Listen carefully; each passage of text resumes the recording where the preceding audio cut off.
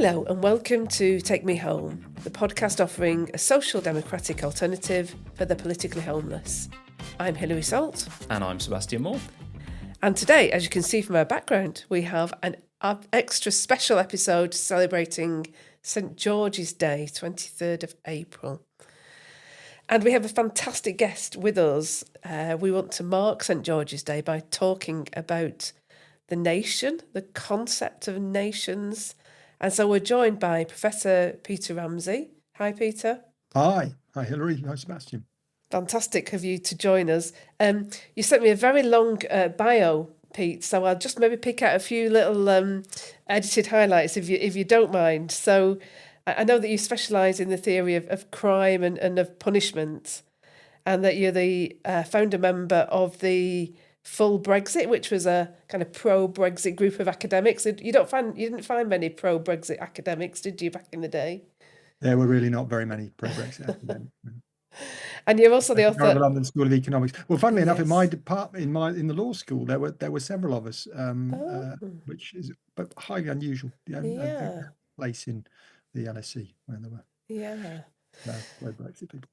And I know you're also the co-author of Taking Control, Sovereignty and Democracy After Brexit, which we will add in the show notes so that people can look that book up. Firstly, I'll apologise because I wanted to... There we go. Perfect. So we'll cut to that. But I looked for it at home because I thought, I'll bring it and then I can hold it up to the camera. But I realised I've lent it to my dad. So don't have it to hand. But it was I thoroughly recommend it for anybody that wants to understand a much more academic and intellectual case for Brexit. It was really eye-opening for me, and I actually attended a talk that you gave, Peter, as you'll know, a couple of years ago, and you were the person to tell me about the STP. So I have you to thank. Oh, we have Pete to thank. Maybe. I'm glad to be of assistance. And finally, I should also mention the Northern Star online, your blog, named after the newspaper of the Chartists, isn't it? Yes. And some great articles on there for people to catch up on. We'll put all this in the show notes. So we are, as I said, celebrating St George's Day by talking a little bit about the nation. So I don't know, do you generally celebrate St George's Day, Pete? No, not really, to be honest. No, I'm happy that people do, but it doesn't quite. It's never quite. Although I'm an Anglican in origin, not anymore. I'm lapsed, but no, it doesn't quite connect with me. I can. Yeah. I feel like we're missing on St George's Day. We're missing that thing. Like on St Patrick's Day, you'd have a Guinness. Mm-hmm. Right, what do we have on St George's Day? Like a pie. Yeah. A pie. A beer, pint of beer. Beer.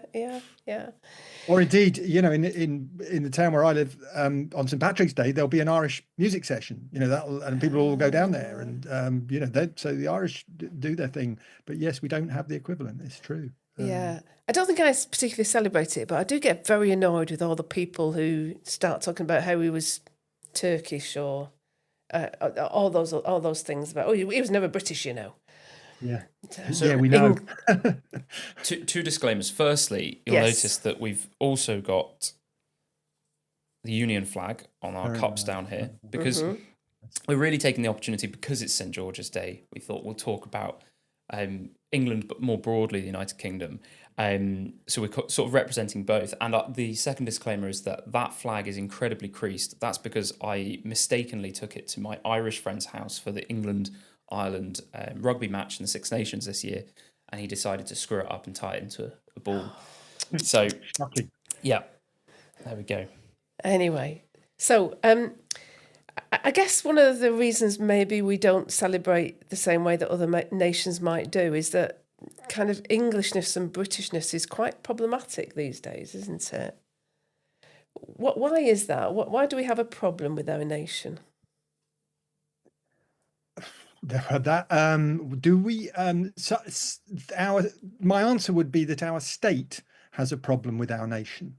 I think the majority of the population don't, for now. But the British state has a problem with the nation, and the people who inhabit it, and the people who educate it. The officials, the civil servants, the academics, the leaders of the professions.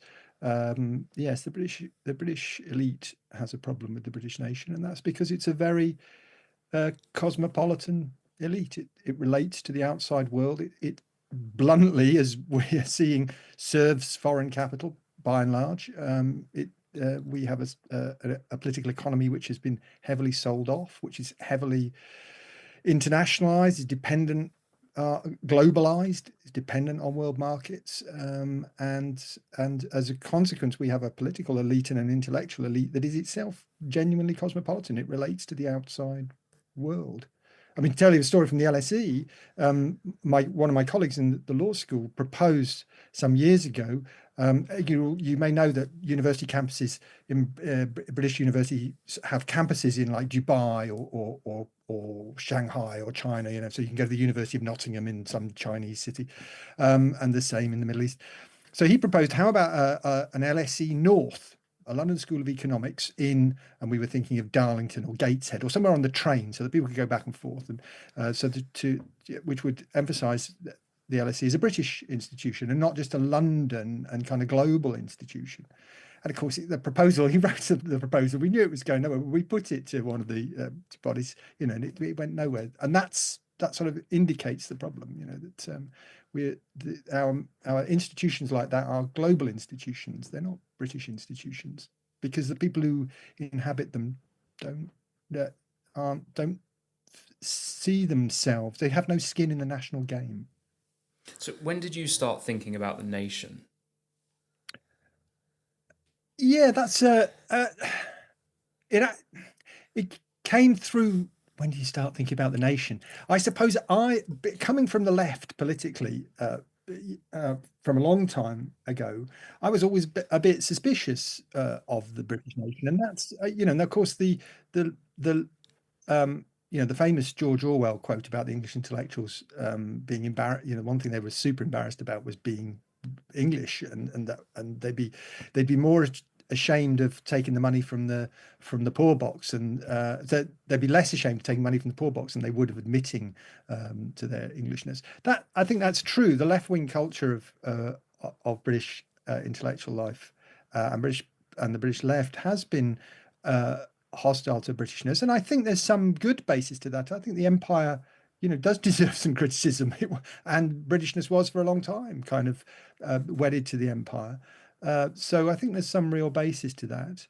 But it was actually studying the criminal law, New Labour's criminal law, that alerted me to the fact that there was a problem with the British nation. That and it was I wrote a book. It's an academic book. You wouldn't want to read it, called The Insecurity State, but it was about the criminal laws that New Labour brought in, which were very expansive, and he was notorious for expanding the scope of the criminal law. And as I studied that, one of the things that struck me is that when you dig into it, you see that all of these laws, these expansive powers of coercion that the criminal law is, were really premised on the idea that people don't the state lacks authority, and so we have this authoritative form of coercion, the criminal law. Don't do this or we'll punish you. But when you dig into it, the premise, the assumption is actually that the law lacks authority. Now, that's too long a story to go into, but in the course of studying it, a lot of these laws you'll remember that the war on terror was a thing, and so a lot of these laws were counter-terrorism laws, not entirely, but counter-terrorism was a big thing. And there was a well-known case back in the day from 2005 called the Belmarsh case, which was a case where foreign terrorist suspects who'd been detained without trial under a statute that was rushed through Parliament after 9/11. And these men had been detained without trial, and so they appealed their detention on the grounds that it was unlawful under Article 5 of the European Convention of Human Rights, which forbids detention without trial. And they, in the course of this, but the government had got around this problem by doing something that the European Convention allows you to do, which is to derogate if there's an emergency. So the government said, look, there's an emergency, there's a threat to the life of the nation, and this allows us to disapply Article 5 of the Convention, according to the Convention's own Article 15. It's got a kind of emergency provision. In an emergency, you can disapply. So the men who had been detained challenged this, and it went to the House of Lords, as it then was, before the Supreme Court, the highest court. And the judgment was very revealing about the way that state officials think about the nation. So the majority of the judges, the Attorney General said, look, Al-Qaeda represents a threat to the life of the nation because it blows people up and it, atrocities. And so that's why we have to put these people away, and we have an emergency and we have to disapply the convention. And the majority of the judges, all but one, agreed with that. They didn't agree. They said, look, it's not a decision for us. Whether or not there's a threat to the state that's so serious is a question for the executive. And this is a classic piece of constitutional doctrine. That's an executive question. It's within their competence. It's not for judges to make that decision. So they deferred to the executive. And that's a normal way of doing it. But one judge, Lord Hoffman, dissented, and he said, look, this can't possibly be right. It can't possibly be true that that Al-Qaeda represents a threat to the life of the nation. And the way he put it was like this, I'll quote him: the life of the nation is not coterminous with the lives of its people. The nation, its institutions and values endure through generations.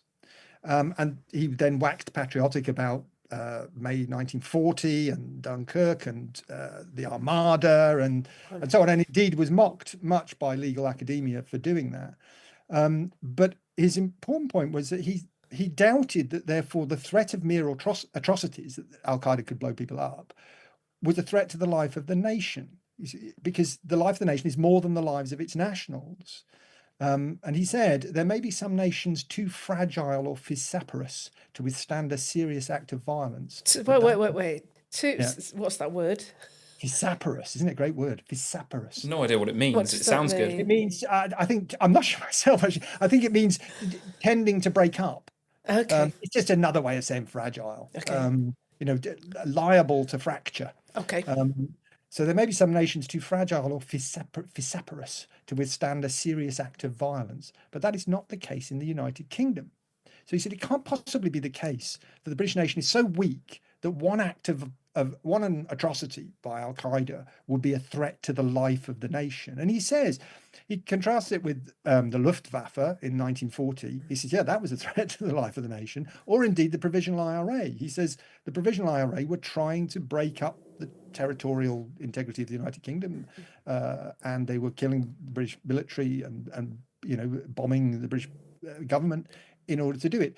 That's a threat to the life of the nation. But merely blowing up, what Al-Qaeda do is terrible, but it's not a threat to the life of the nation, because the nation is these institutions that endure. The thing that hit me about this judgment was that he was the only one who said it. And the majority of the judges agreed with him. Didn't agree with him. They thought the nation was too fragile, implicitly. Parliament thought the nation was too fragile. That's why they passed the law allowing the government to detain men without trial. And the government thought so. The Attorney General who brought who opposed the men's application in the courts, he thought so too. So that apart from Lord Hoffman, the whole official pinnacle of the state thought that the nation, there was a threat to the life of the nation if Al-Qaeda committed atrocities, say like the Manchester Arena. Yeah. I'm not sure that was Al-Qaeda, but that sort of thing was what people were worrying about. Now you can say, well, this is all a bit technical and legal, but it just shows the underlying assumption that in the minds of our state officials, the nation isn't any more than the vulnerable lives of its people. It's just the vulnerability of its people, and there isn't anything more to the nation than that. It is so fragile. So the institutional coherence, the longevity had disappeared. And it took me a while, because it was just buried in an interpretation of a legal judgment. I thought, that's interesting. A nation no more. That's interesting. But I didn't do much more with it. Where it really hit me was when lockdown was passed through Parliament. Then you really saw what that meant, which was that Parliament dissolved itself, and fled in the face of this virus. When all through a real emergency, a real threat to the life of the nation in 1940, 1941, Parliament sat while the bombs rained down. And that dissolution of, as I say, skin in the national game, even our MPs thought, well, the best thing to do is us go and cower at home and be safe not from foreign bombers, but from a virus, which, when it comes down to it, didn't kill that many people. It was I don't want to underplay it. It was a serious health problem. But it was that willingness to run away, to not treat their own role as the representatives of the nation as crucial at a moment like that, to suspend civil liberties, and not to want to stay and hold the government to account while that was done. It just shows you the way in which they just don't take Parliament, we can dissolve it because we're not essential. They just don't. Nobody in our state takes the idea of the institutional coherence of the nation seriously. It's just not there. And so it was through thinking about criminal law that I kind of stumbled on this. And that's why that's what alerted me a few years later to Brexit, to why it was so crucial. Let us just come in. I think we both have questions. Go on, Sebastian. We're both like sitting on the edge of our seat. So I'm aware that some people might think this sounds really academic, and they're saying, well, come on, I'm worried about my energy bills, I'm worried about doctor's appointments and schools, sure. And this guy's talking about the nation. Why is this important? Because the reason you're worried about your energy bills, I mean, this is a political point, I think, but I would say the reason that you're worrying about your energy bills, or you're worrying that your kids can't afford anywhere to live, is because this same ruling caste, political class, whatever we want to call them, who've run Britain for the past 30 years, has not taken the whole of the nation as a whole, the idea that we are a singular people who live within a particular territory, who govern ourselves. They've not taken that idea very seriously. They've not regarded themselves as owing a duty to the idea that we are a singular people, and that therefore we owe each other some minimal solidarity. It should be, I think it is to some extent, a matter of national shame that we cannot house our young people. Yeah. We should be utterly ashamed of that. And I think lots of people are, rightly. Yep. And that's a result of the fact that we have elected, and that's down to us, we've elected politicians who prefer to grandstand in international chambers in Brussels or New York or Geneva or wherever it is, who prefer to, they think it's what they do. Starmer said it, didn't he? He was asked by Emily Maitlis, is it Westminster or Davos? And he said Davos, or notoriously, an example we use in the Taking Control book, when Boris Johnson had a meeting in Doncaster with Red Wall Tory MPs, and he ducked it by going to Kiev to talk to Zelensky. That really sums up where they think what matters is them walking tall in international global forums with their peers, with other ministers and diplomats and big name jet set academics, whoever it might be, policymakers. That's what's important to them. Meeting Red Wall MPs in Doncaster, and it's that inattention. We have a globalized, cosmopolitan ruling caste who don't take the problems. We're not building houses. And they say, we got to look, for 20 years, 30 years, they've been saying we need to build more houses, but the houses don't get built. Yeah. Because they don't take and that housing's a good example, is a national problem. We have a real national problem about how we get the houses built, because we have a planning system that's constructed around local objections. And so it's very difficult to get through that, because there's constant local objection to any development. What we need is whole new towns. How are you going to build whole new towns? That's you've got to have some national perspective in order to do that. And our political class and our elite is incapable of that. Why is it that because I think I agree with your analysis that it's the elite that have lost their faith in the nation. But it feels to me that, some of the kind of popular politics we have now indicates that actually ordinary working people do still have some kind of belief in solidarity and community in the nation. And yeah, people would say things like the fish rots from the head down, won't they? So why has that spirit been retained amongst ordinary workers when it's not amongst the elite?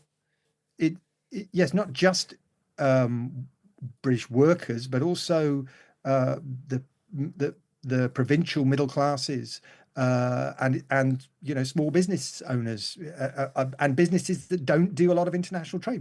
Most businesses don't export much. So it's that whole world. It's the metropolitan middle classes and the true national elite, which is globalized and cosmopolitan. I think the reason that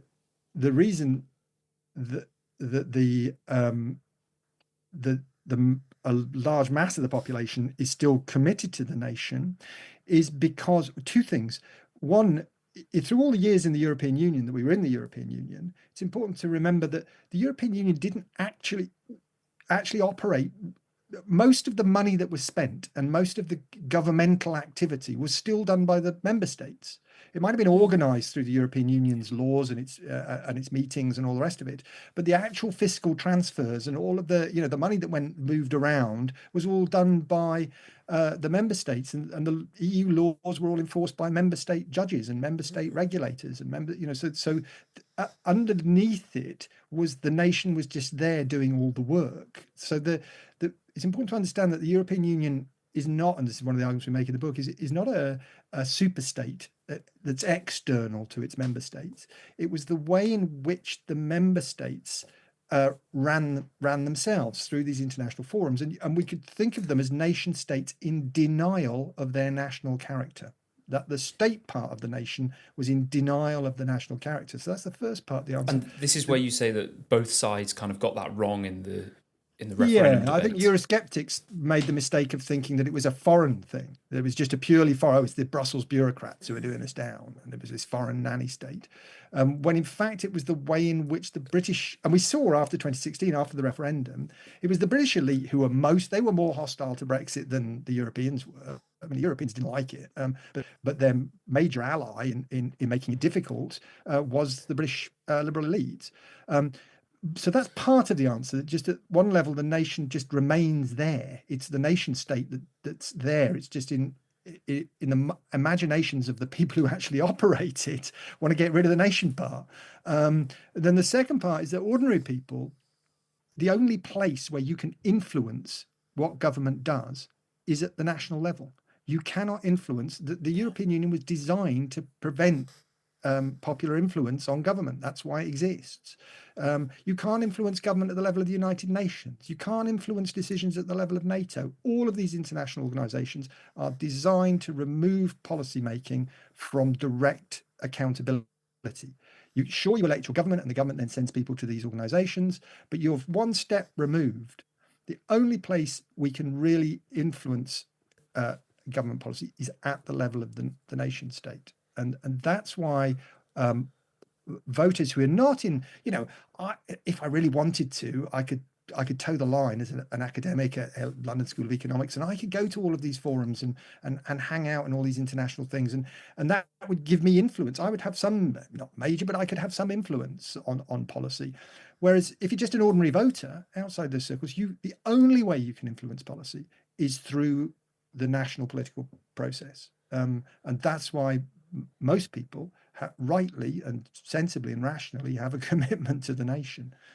It's the one point at which because the nation is itself a structure of self-government. It is the place at which the people are able to govern ourselves. So can I just push you a little bit on that? So, and going back to my question of why do ordinary people still believe in the nation? And you say it's because they see that it's through that mechanism that they can have influence. But we've been out on the doorstep, haven't we, in a Runcorn by-election, and that's not what people say on the doorstep. On the doorstep, people say, whoever I vote for, we get the uni party. I can't do anything to change things. I'm never voting again. That's what they say to us a lot of the time. It's not that they don't want to vote this time. You're all the same. You're all the same, you Yeah. politicians. I'm never voting for anybody again. Yeah. Well, and what happens then? I mean, there's two things I think that happen. There is truth to that. So that has been people's experience, and and there's no getting away from that. The problem we have to confront in terms of building a nation in Britain is that that's been the experience and where a lot of people are at. The second and equally serious aspect of that is that then I suspect, and I don't know, but the vibe that you get is that that people then think of the nation in ethnic terms. That's then people start to think in terms of, well, my identity as a British person is I'm not Pakistani, or I'm not a Muslim, or I'm not something else, or I'm not European. Now, that's really problematic if we want to build a self-governing nation. People think of it culturally, and this is where, for all I'm relaxed about people wanting to celebrate national continuity of St. George's Day, that I think that's good, and I completely agree with you. It's incredibly yeah, we all know he was Turkish. That's the liberal trolling is tedious and offensive, but I don't. Those cultural symbols are themselves extremely weak. They don't carry much capacity for us to govern ourselves, and that's a really serious problem. The British nation as a political unity, as a political community, Benedict Anderson calls the nation an imagined political community. It's something we have to imagine, because we'll never know everybody who lives in Britain personally. We have to imagine this, and we imagine it through the sovereignty of the state. That's how we imagine it. We imagine it because the Crown in Parliament is sovereign. It makes laws for all of us that we all have to obey. And when it does that, it makes us a single people subject to the same laws.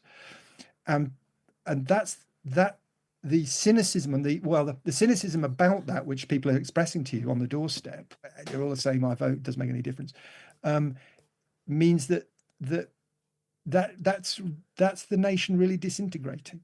That's the real disintegration of the nation, is right there. Well, I'm never going to vote again, and you can see why they think that. And that's the real disintegration of the nation. It's a great achievement of Thatcherism that people have been entirely privatized. They've been driven back into their own little private world. They're just consumers. They have no political connection with each other, because the people who actually ran the representative institutions, Parliament, the Labour Party, the Conservative Party, the Liberal Democrats, the SNP, were ultimately anti the British nation. I think we can say that. The Tories like to wave the flag, but their policies actually have destroyed the British nation as a political community. So that, I think that's a real disintegration. You might have to unpick that for us a bit. So you've suddenly thrown Thatcher in there, whereas before I thought you were blaming Tony Blair. So can you maybe just spell that out a little bit? What did Thatcher break? What did Blair break? What did Brown break? If you could. Thatcher herself was asked some years after she had fallen from power what she thought was her greatest achievement, and she said, well, New Labour is my greatest achievement, and she meant that she had neutered British socialism, as was the old British socialism, the Labour Party as it, old Labour, and had triumphed in her famous doctrine, there is no alternative to the market, that had triumphed, and Tony Blair was the embodiment of that triumph. What that did, and here I really recommend David Edgerton's Rise and Fall of the British Nation. So if anyone wants to read a really good book about this, David Edgerton's The Rise and Fall of the British Nation, which we rely heavily on in our book, because he shows the way in which, amongst other things, he shows the way in which the British nation proper really only had a fairly short period of existence since the Second World War. It was created out of the Second World War. Before that, Britain was a nation, but it was an imperial nation. It thought of itself as an empire, and certainly its rulers thought first as an empire. And what Thatcher destroyed was that post-war British nation. She stripped out the idea of that all the major social interests should be represented in government. And there is no alternative to the market. The market rules. And we've seen that. And public services have been privatized, and infrastructure, real wages have stagnated, and shareholder value has been the thing. Houses haven't been built. Infrastructure has decayed, which is what will happen when you just say, well, whatever the market says is what must be. And what she thought she was doing was reviving the great entrepreneurial British spirit of the Victorian era. And so it would be good for Britain because it would, when I get rid of the terrible, suffocating, bureaucratic, regulating socialist British state, then this vibrant entrepreneurial nation will burst forth as it was. And of course, that isn't what happened at all. It was foreign capital primarily that benefited, and/or British capital became globalized. It became an entrepot of global finance in the City of London, and so its interests then became global interests, not British interests. But we know directly that our infrastructure has been sold off sometimes to foreign governments. Yeah. That was so at the level of political economy, and this is where the Edgerton's very good. Even at the level of the political economy, the British nation was demolished. There is no national economy. I mean, he slightly maybe overstating it, but essentially there isn't a national economy. We've just seen this. It's the steelworks. There's only one place where we still make steel, and that the government had to rush in last week to before a Chinese company closed it down. So even at that level, at the level of the most basic infrastructural goods, the national economy has been entirely depleted by the Thatcherite ideology that ruled under Blair as well as Thatcher and Major and Cameron. So I know you have a question, Sebastian, in terms of that? Where do we go from here? Yes, exactly. So feels like we've got to that stage of the conversation. Yeah, and when you gave that talk a couple of years ago, I came to listen to. I was amazed by how you talked, and this I think is unusual from people that are generally critical of this sort of, let's say, global elite. Is that you talked about the fact that we can't go back. We can't just be nostalgic for the past. We have to have a vision going forward. So that's my question. Where do we go from here? Okay, so we I know that one of the things that led to us talking about doing this pod was the idea of a Great Repeal Act. Yeah. That Rupert Lowe and Robert Jenrick and others have put about. And the idea is that if we could repeal, and again, it's underlying it is the Thatcherite idea. We only have to repeal a load of bad stuff that we've got, and then the British nation will burst forth again. And a lot of that, I think, is true. We do have to. Sorry, the repeal part's true. There's a lot of things we should repeal. We should repeal the Human Rights Act. We should end. All those and the quangos, all the ways in which law gets made without reference to Parliament. Yeah. We should definitely be getting rid of, and we should also be getting rid of the laws that restrict people's civil liberty, particularly their freedom of speech, of which there's many, and New Labour does bear a lot of responsibility for those. So I agree with that part of it. The problem is that in itself, that's not going to do the job. Because again, they imagine that somehow this will, in the words of Lowe and Jenrick, this will restore the British nation. Like there's this thing there to just restore once you take the lid off.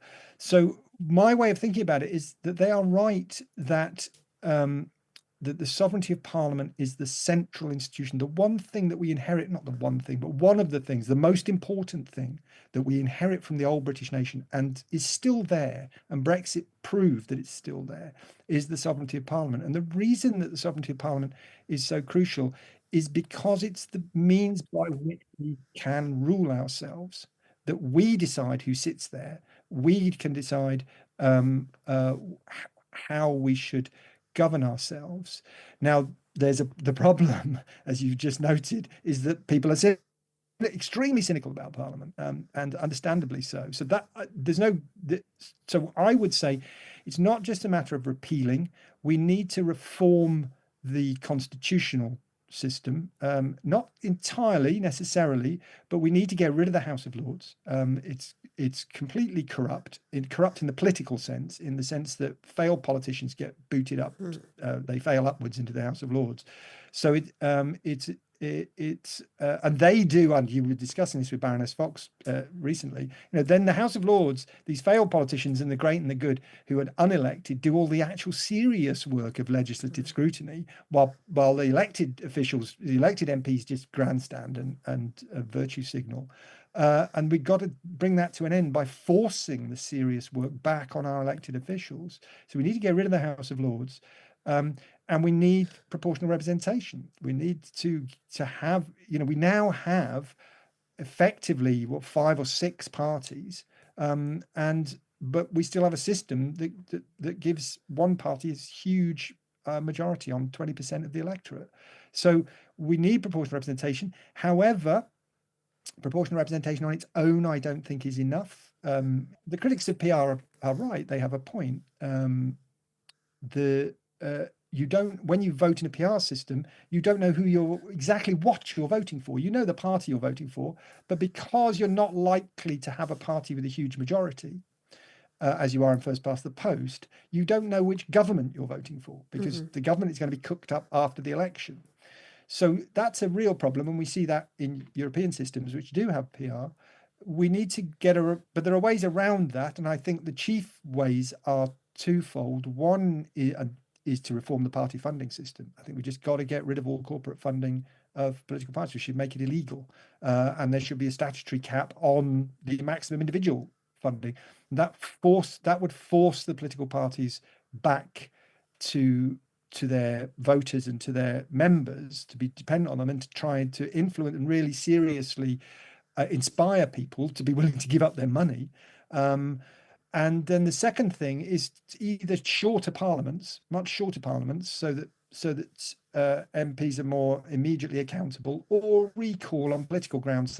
That's complicated if you have a PR system, but means by which party members and electors can put more immediate pressure on their MPs. And I think with those two things, then the downsides of PR would be mitigated, and we could begin to break the cynicism that the population have. Now, of course, the obvious problem with that is the chicken and egg problem. Obviously, the existing parties that benefit from first past the post aren't going to vote for this. But there, I think there's an opportunity.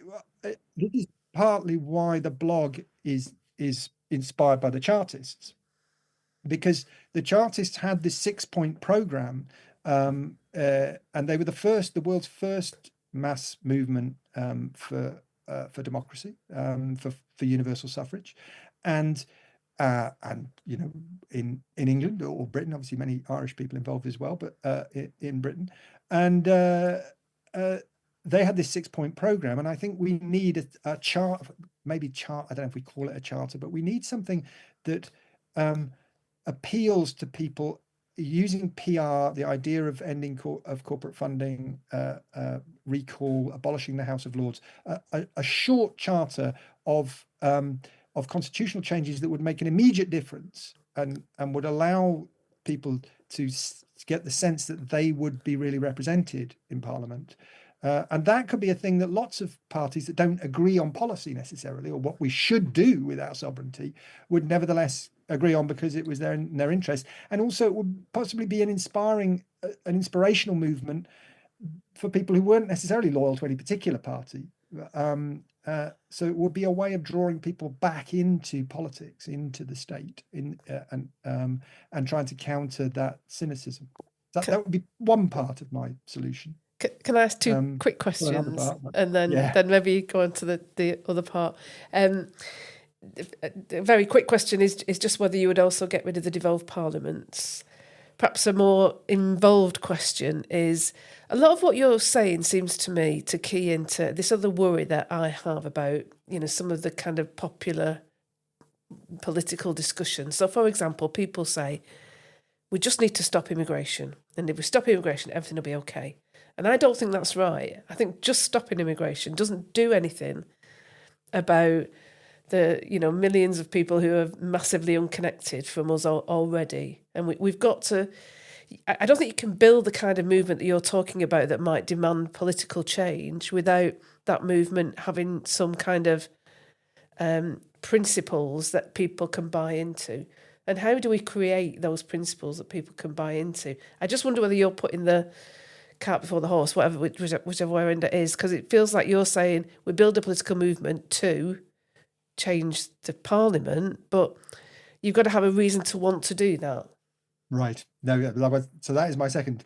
Okay. Oh, that's good. You've preempted him. The second point, which is we need to start thinking we need to start constructing political ideas, and the SDP is in this territory, I know, around the idea of the national interest. That's where it's the national interest.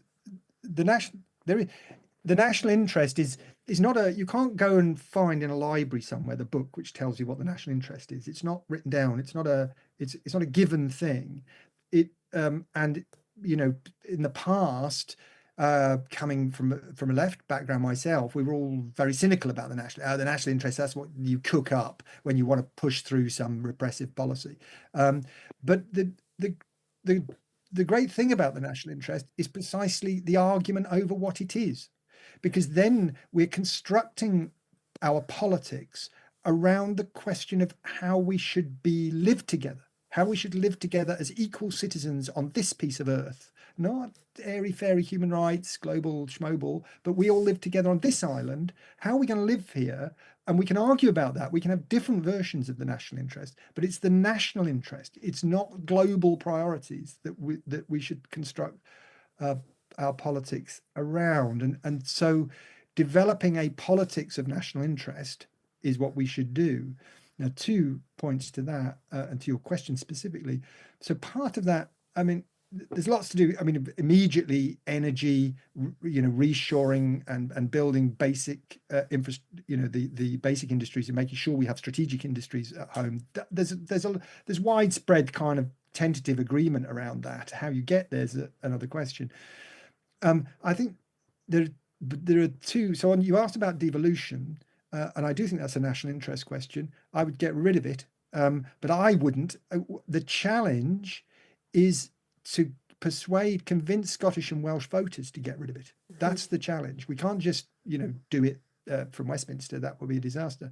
But that will be to reverse Tony Blair's disintegration of the nation at that level. But the challenge is to offer to Scottish and Welsh voters a vision of Britain that they want in on, and I think that's perfectly possible. The experience of the SNP has been a disaster in Scotland, so the opportunity exists, but that should be an aim. An aim should be to reintegrate Britain, and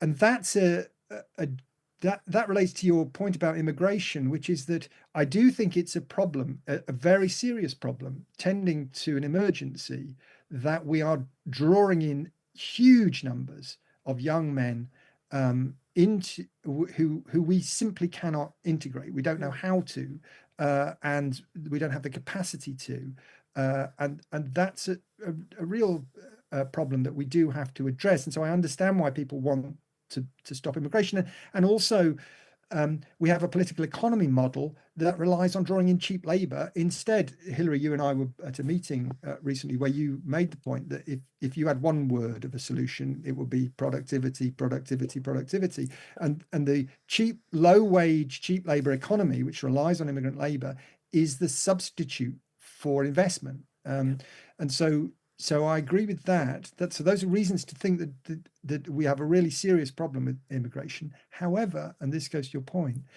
if we can't integrate young men who come from Middle East or Africa or wherever into Britain, that's because we can't integrate ourselves already into Britain. That's the prior problem, that the nation is disintegrated independently of migration. It wasn't immigration that caused it. The problem is that mass immigration is coming into a state which is already politically disintegrated. It was disintegrated Scotland, England, Wales. It was disintegrated North and South. It was disintegrated Romania versus Brexit Britain. London and not London. I'm going to London add and to not your London, list. indeed. Yeah. So, the state is disintegrated in so many ways. There was a lot during the riots last summer. There was a lot of Russian bots, blah blah blah, all that stuff.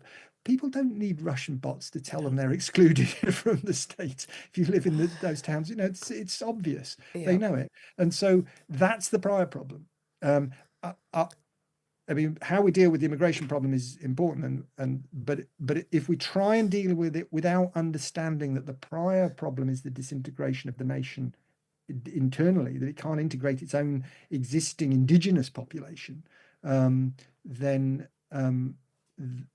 so we need a story that can inspire the existing indigenous population, and it's got to be a political story because that existing indigenous population already contains English, Welsh, and Scottish people, and it contains Jamaicans and West Indians and Sikhs and Hindus and Muslims who've been here for a very long time, for 50, 60 years, 3 generations.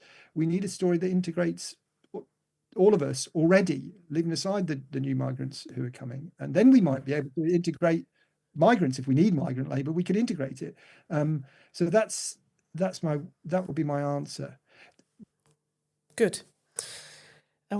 Is that more or less a good place to stop? I don't know. That feels like we've got the solution there. I don't know. What do you think? Yeah, Peter dropped out, so I don't know if you were going to add anything else, Peter. But yeah, that was great.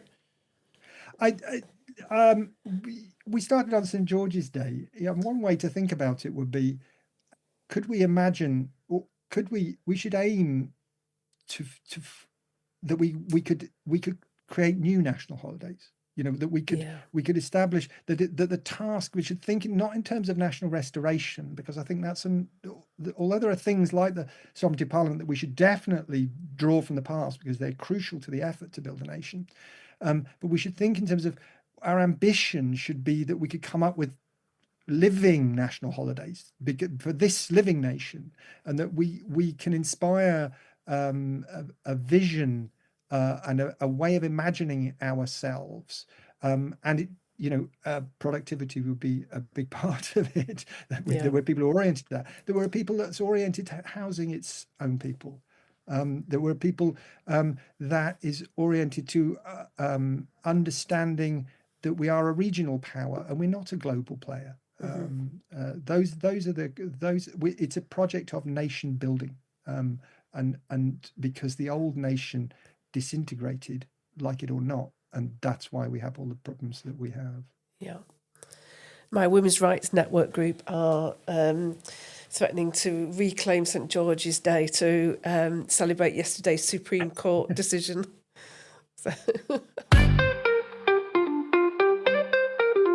Anyway, that probably takes us to Culture Club. So I know we'll just give you a little small rest, Pete, if that's all right, because I know you want to talk a bit about regional music, but let me just say just a few words about St. George's Day as we are celebrating it in this episode.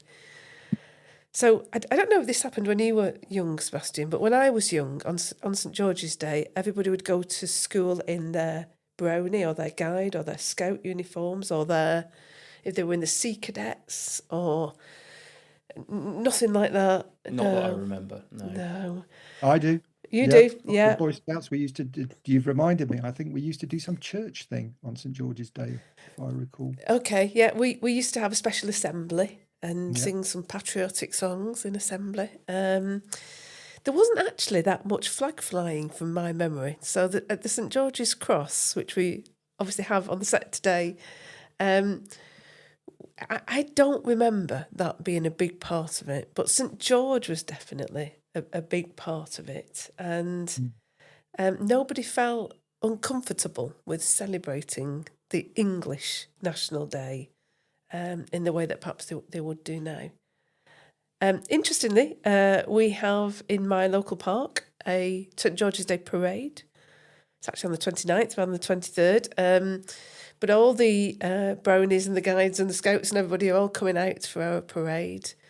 We have had the bandstand repainted by the Rotary Club. Thank you to the Rotary Club. They've repainted the bandstand in blue and gold. And we are doing special sweeping sessions to clear the park of leaves. So it's a tidier park for them to march in. So I'm really looking forward to that. Great. Well, I haven't got anything planned for St. George's Day, but this is kind of my St. George's Day celebration. Because it'll go out, so people will be listening to this. They will. So cheers then. Yes. Cheers. I've got nothing in there. But... Sorry, I've only got these. Cheers. So, Pete, you wanted to talk about regional music, didn't you? And I think this hopefully redresses the balance a bit towards our devolved nations, as well as talking about England today. Well, I'm glad that St. George, in a way, I'm glad that St. George's Day lives in your community. You know, that's although I've just you know distanced myself from the idea that we could restore this old nation that's gone. I'm not averse to keeping aspects of indigenous culture alive. Far from it. And I just don't think we can lay much on them politically, but culturally, why not? And I just was my family all played traditional music, traditional Irish, Scottish music primarily, but English music as well. And the discovery that English traditional music was worth listening to was quite something. So I was just at a concert. The last concert I went to just a couple of days ago was by Ryan Young, who's Scotland's leading young fiddle player, and is completely reinventing how traditional Scottish rural music is played, and in a way that draws a lot on, without jazzifying it, kind of draws a lot on the way that jazz musicians think about music, and it's a complete reinvigoration. It's recognisably Scottish folk music, but it's completely reinvented, and from my mind, that's it's beautiful and exciting, and that's going on in England as well. In Manchester, there's a group of young, I think they're Manchester-based, Brown Wimpenny. They're on the wilder end, but they sing English folk songs and American Appalachian stuff, but in a completely extraordinary way. Or there's a group near me called the Owl-like Trio who've reinvented traditional music entirely. And if listeners are interested, the English group who are most extraordinary, they no longer play live. It's a group called Spyro. You can get them on Spotify. But they've taken English folk music, English folk tunes, and reinvented them through the lens of American minimalism, of Steve Reich and people like that, and but it's still recognisably it could only be English music, and that's the really extraordinary thing. So, and there's another Scottish group called Rant for Women Fiddlers, who I'd really recommend.